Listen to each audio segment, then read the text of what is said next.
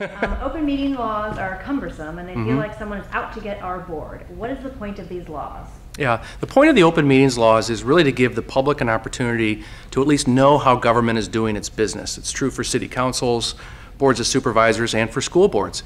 And so the public has an opportunity to see how decisions are made at the school district. And so in order to make sure they have that opportunity, when boards meet, they're supposed to post agendas. They're supposed to allow the public to attend the meetings. And they also publish their minutes from their meetings so that there's always some kind of accountability and transparency that lets the public know what's going on at the school district.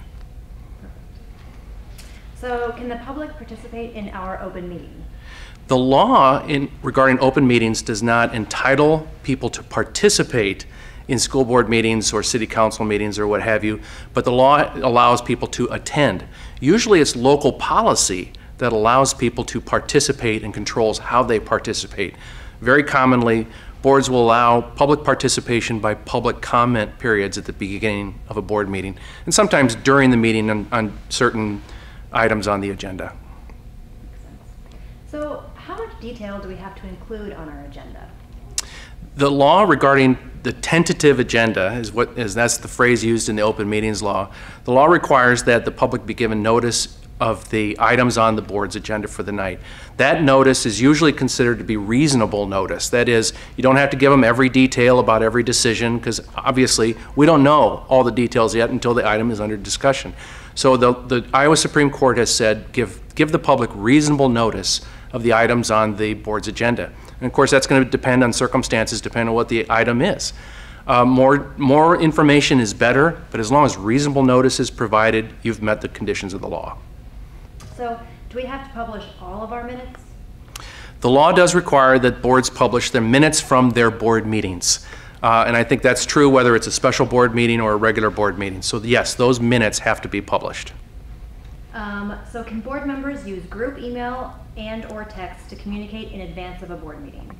Board members can communicate to each other away from a meeting by email or text. The hazard is board members need to refrain from having a majority of members discuss or deliberate about school board business away from the meeting. So simple text, for example, like don't forget the meeting tomorrow night, or are you free for a meeting a week from tomorrow, those kinds of texts are very common, or those kinds of emails. What the law calls ministerial functions or purely informational items is okay. The hazard, of course, is watch out for the reply all, where somebody starts sharing comments or concerns about something that is on the agenda, because as soon as there's discussion among a member or the members of the board, even if it's by email or text message, when you start discussing the work of the board, you start talking about things that are really open meetings topics. So be careful. So final question. So what can the board do if they want to discuss a matter they think should be kept out of the public eye for a good reason?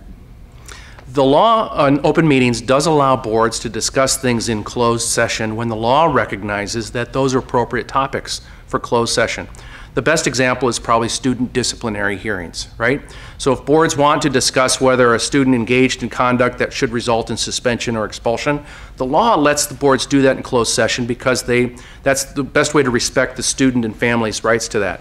We have to look to the law regarding what the legislature has decided is important enough and confidential enough to warrant a closed session. Obviously, sometimes there's sensitive topics that might engender a lot of controversy or may make people upset or something like that. That is not the standard under the law. The statute tells us what is an appropriate topic for a closed session, and if it's not on that short list of appropriate topics, it has to be talked about in open session.